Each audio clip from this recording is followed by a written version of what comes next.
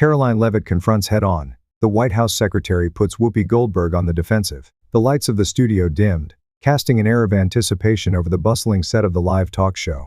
The audience, seated in front of their monitors, waited for the dramatic confrontation that had been promised for weeks.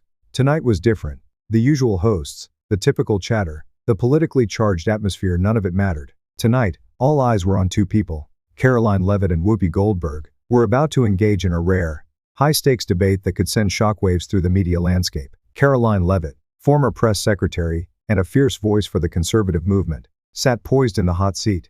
Known for her sharp wit and unflinching composure, Karoline had gained national attention for her outspoken views and her commitment to defending freedom of speech.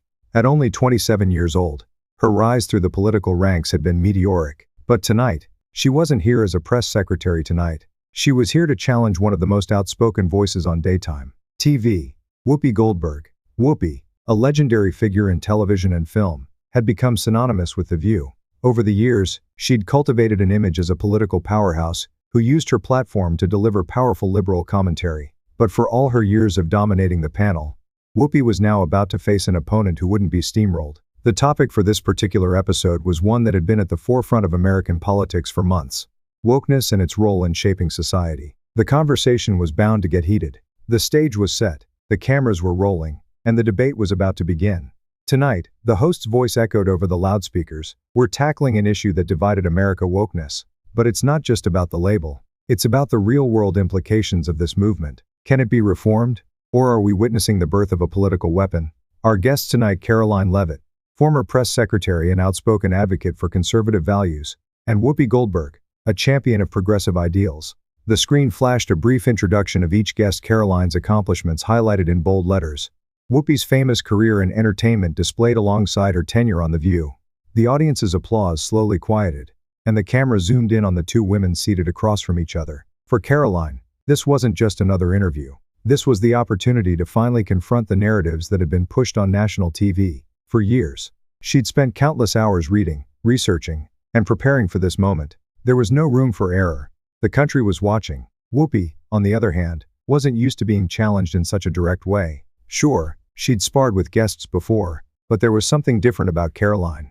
Something about the younger woman's calm, poised confidence that made her a formidable opponent. Whoopi had long since been able to dismiss conservative viewpoints with a wave of her hand, but tonight, it felt different. She had a sense that Karoline wouldn't just sit there and take it. Karoline, the host began, shifting toward the young conservative.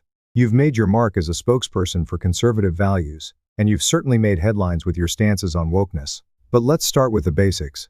What is your definition of wokeness, and why do you think it's become such a divisive issue? Karoline leaned forward slightly, her gaze steady and unwavering. Wokeness, she began, is no longer about fairness or inclusivity.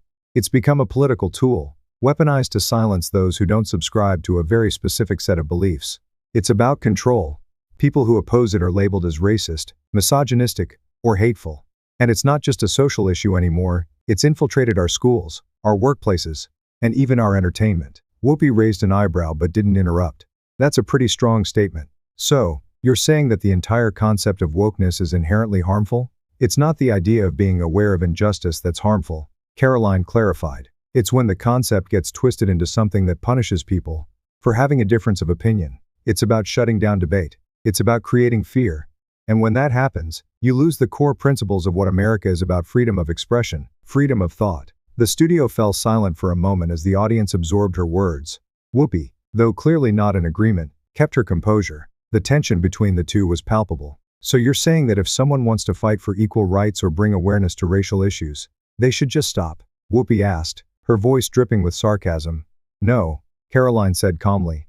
What I'm saying is that these issues have been hijacked by a radical agenda.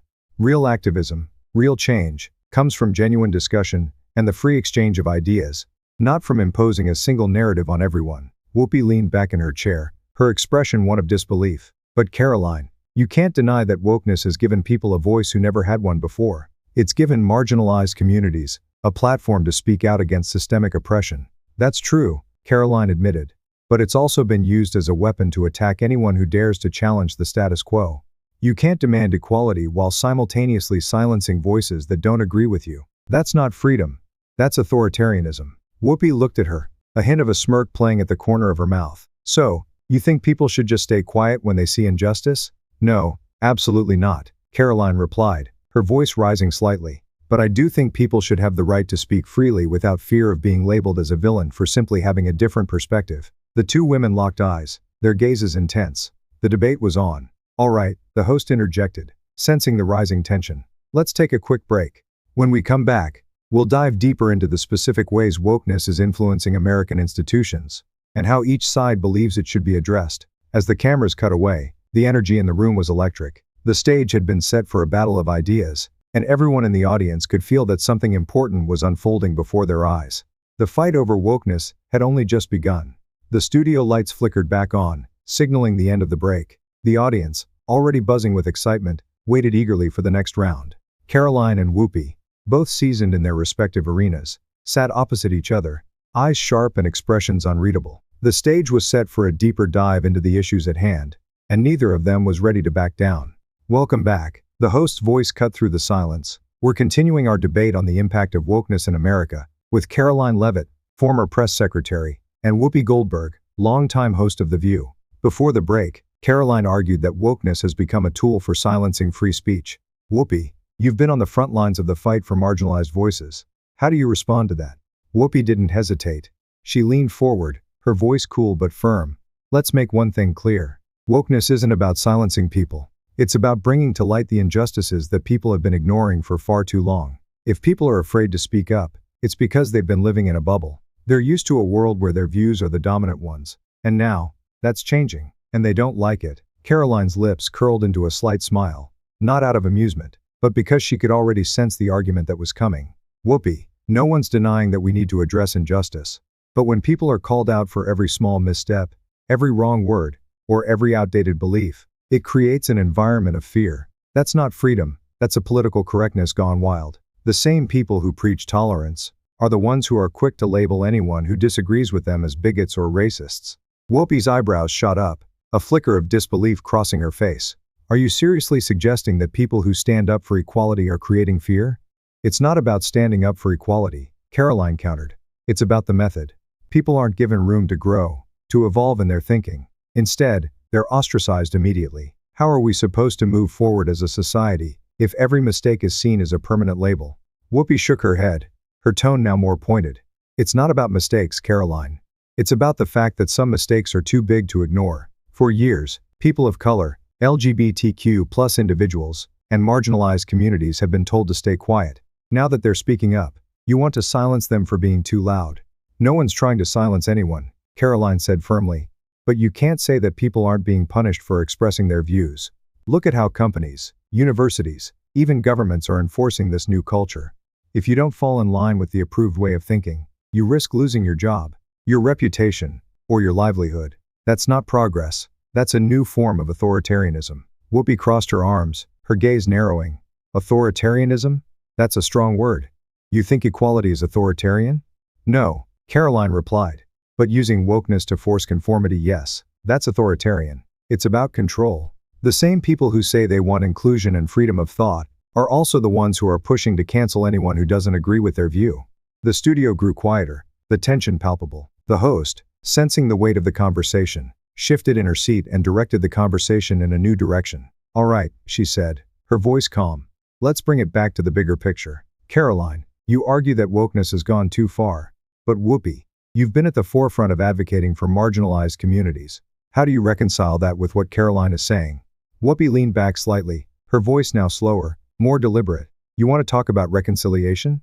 You can't reconcile oppression with silence. You can't ask people who have been oppressed for centuries to just move on, because it's uncomfortable for others. The fact that people are finally being held accountable for their actions is something that's long overdue. And no, it's not perfect, it's messy, but it's necessary. Karoline nodded slowly. I agree, it's necessary to address injustice. But I don't think we're addressing it in the right way. If we focus too much on tearing people down, on punishing individuals for every little flaw, we risk losing the very values we claim to protect. What happened to engaging in healthy, respectful debates? What happened to the idea that we should be able to disagree without being branded as the enemy? Whoopi's voice became more impassioned. What happened is that people didn't listen. They ignored the cries of those who were suffering. And now that they're being forced to listen, They're complaining about it. Wokeness is uncomfortable. Yes. It's supposed to be uncomfortable. Change is uncomfortable. The audience was on the edge of their seats, each word weighing heavily in the air. The clash of ideologies was intense, and there was no sign of either side backing down. But beneath the surface, something more profound was unfolding. This wasn't just a debate about wokeness. It was a debate about the future of the country, the direction of society, and what kind of America the next generation would inherit. The host took a deep breath, sensing that the conversation was reaching a boiling point. Let's take a moment to hear from some of our viewers, she suggested, looking at the screen where questions from the audience were being displayed. As the host read out the questions, the tension between Karoline and Whoopi simmered, each woman preparing for the next round of ideological sparring. But the real battle wasn't just in the studio, it was happening in living rooms across the country. People were watching, forming opinions, and deciding where they stood in the larger debate. Would they side with Karoline's vision of a freer, less controlled society, or would they stand with Whoopi's call for justice and accountability, no matter the cost? The lights above the stage flickered again, and the host smiled, sensing that the most intense part of the interview was still to come. The audience's attention was laser-focused as the host read aloud the next question from the viewer submissions. A slight pause filled the air, as everyone braced themselves for the next round of verbal sparring. Karoline and Whoopi exchanged glances, neither willing to back down, but both knowing that the discussion had taken on a life of its own. Karoline, the host began, one of our viewers asks, how do you reconcile the idea of free speech with the reality of harmful rhetoric that can affect marginalized communities? Can there be room for both? The question was sharp, direct, and designed to push Karoline into a corner. The audience waited with bated breath for her response, sensing the gravity of the issue at hand. Karoline didn't flinch. She sat up straighter in her chair, her voice calm but unwavering. I believe in free speech, absolutely, she said. But free speech doesn't mean we get to say anything we want without consequences. What I'm talking about is a balance and understanding that not every opinion should be seen as harmful, simply because it challenges the status quo. We need to create space where ideas can be exchanged, ideas that make us uncomfortable. Yes, but ideas that push us to think and grow. Whoopi, never one to shy away from confrontation, leaned forward, her eyes narrowing as she responded. And what about the harm caused by those challenging ideas? What happens when those ideas cause real harm to real people? Do we just sit back and allow that to happen in the name of free speech? Karoline's expression softened slightly. She knew the weight of the question, but she was ready. No one is advocating for harm, Whoopi, but we can't keep shielding people from the uncomfortable truths that are part of any meaningful conversation. The danger is in labeling someone as harmful, simply because their views don't align with your own. That's what I mean by the culture of cancellation. It's a knee-jerk reaction that shuts down dialogue instead of fostering it. Whoopi's voice grew more impassioned, her words cutting through the tension. And what do you think happens when those uncomfortable truths are used as a weapon to further marginalize people who are already under attack? What do you say to the Black community, the LGBTQ+ community, the women who are told to just move on when their lives are constantly being undermined? Karoline took a breath before responding. I understand those communities have been marginalized, but I don't think the solution is to continue punishing people for every single mistake. If we're talking about progress, it's about acknowledging that everyone, even those with harmful views, has the potential to change. The idea is to bring people into the conversation, not push them out.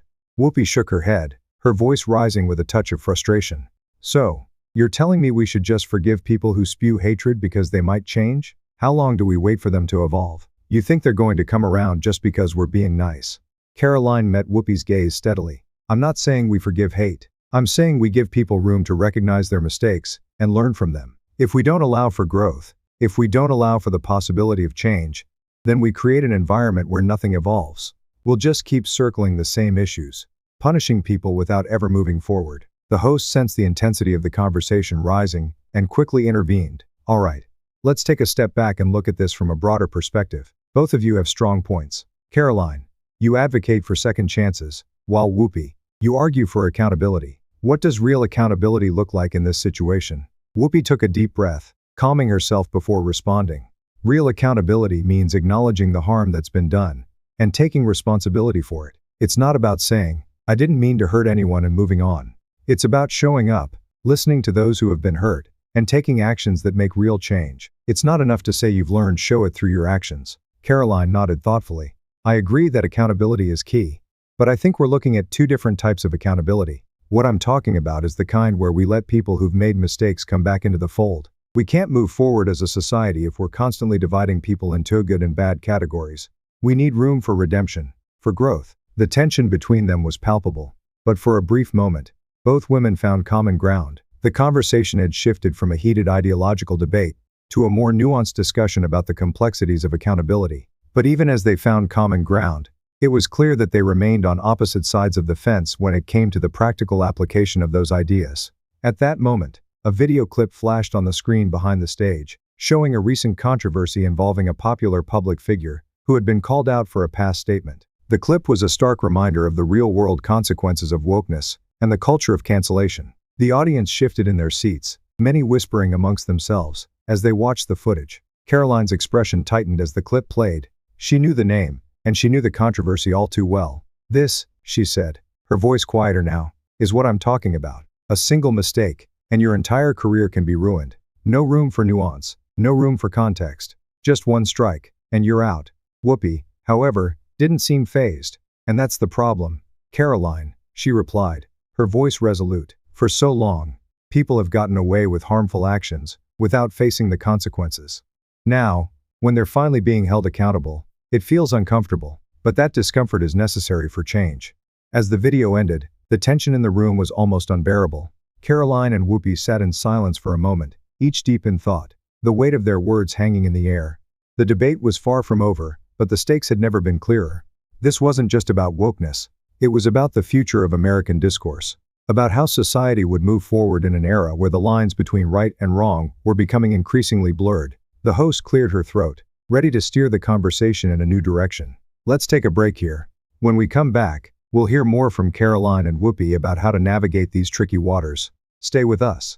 The lights dimmed as the cameras cut to a commercial. The studio, once filled with the hum of tension, fell into a quiet lull. But outside the walls of the studio, the debate raged on. The viewers at home were already talking, already forming opinions about the battle of ideologies they had just witnessed.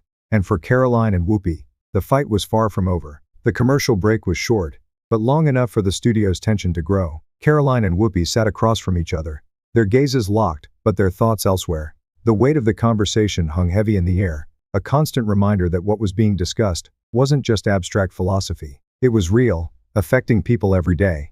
Their words had consequences. As the host returned, the audience's anticipation spiked. The cameras rolled again, and the familiar buzz of studio lights filled the room. The host, a professional who had steered the conversation thus far, couldn't help but notice the subtle shift in both Karoline and Whoopi. They were no longer just discussing ideologies, they were wrestling with their beliefs.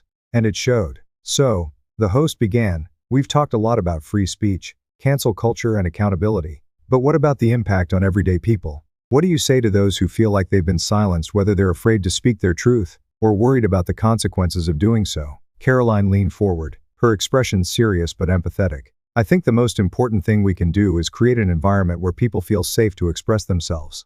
It's not just about agreeing with everything someone says, but it's about allowing for open dialogue. Too often, people are afraid to speak up because they fear being shut down or ridiculed, and that fear silences a lot of important conversations." Whoopi's response came quickly, her voice cutting through Karoline's words with the precision of someone who had spent years navigating these issues. "But we're not talking about just people sharing their opinions. We're talking about people using their platforms to spread hatred, misinformation, and division. It's not just a matter of safe spaces. It's about the harm those words cause. The people who are silenced aren't the ones spreading hate, they're the ones who have been on the receiving end of it." Karoline's face softened, a flicker of understanding passing through her. "I agree that we need to call out hate and harmful rhetoric. No one should feel that their identity or existence is under attack. But there's a difference between calling out harmful behavior and silencing people outright. We need to strike a balance between accountability and allowing room for people to learn, grow, and even redeem themselves." Whoopi shook her head, her voice firm. "I don't think redemption should be the priority when it comes to people who have hurt others. If you've caused harm, you have to take responsibility before you get the opportunity to redeem yourself. And if that means facing consequences, then so be it. I'm not saying we should make people suffer forever, but there has to be some level of accountability before we talk about second chances." The conversation was clearly pushing the boundaries of what had been discussed earlier. It was no longer just an ideological debate, it was personal, a reflection of the struggles many people were facing in the real world. For Karoline and Whoopi, it was also becoming increasingly clear that they were not going to agree on everything. The lines were being drawn more sharply, the fault lines of their differing views becoming more evident. Let's talk about the role of the media in this conversation. The host interjected, sensing the need for a shift. In many ways, the media amplifies these debates, often focusing on the extremes. Do you think the media has a responsibility in shaping the public's understanding of culture and accountability? Karoline's eyes lit up, a topic she was more than prepared to tackle. Absolutely. The media plays a huge role in shaping the narrative, but I think they've often been complicit in the polarization of these issues. When a story breaks, the media loves to sensationalize it, painting it as a battle between two sides. It's rarely as simple as good versus evil. The media has a responsibility to provide context, to make sure the story is fully understood before jumping to conclusions. But instead, they often fuel the fire. Whoopi raised an eyebrow, a hint of skepticism creeping into her expression. And do you think the media should give equal weight to the voices of those who are calling out the harm? Should the voices of marginalized communities be given as much space as the ones who are trying to defend harmful actions? Karoline took a deep breath before answering. Of course. I think those voices need to be heard. But the issue is when the media silences people who have a different opinion, or who are trying to provide nuance. It's about balance. It's about having a space where all voices, even the unpopular ones, can be heard without automatically being labeled as harmful. Whoopi's response came swiftly, her voice tinged with frustration. But you're ignoring the fact that not all voices are equal in the harm they can cause. The media has a responsibility to protect people from hate, to create a space where people can feel safe. There are some views that shouldn't be given equal weight, just because they're being censored. If you give a platform to someone who's spreading misinformation or hate, you're just as guilty as they are. Karoline's gaze never wavered. I don't believe in silencing anyone. But I do believe in holding people accountable for what they say. If someone spreads misinformation, they should be challenged. But we can't just banish people from the conversation, because we disagree with them. That's where we run the risk of losing the very principles that make free speech important in the first place. The host, sensing a growing divide, decided it was time to shift gears again. Both of you make compelling points. Karoline, you advocate for keeping the conversation open, for allowing people to change and learn. Whoopi, you emphasize accountability and the need to protect people from harmful ideas. But in the end, can these two ideas coexist?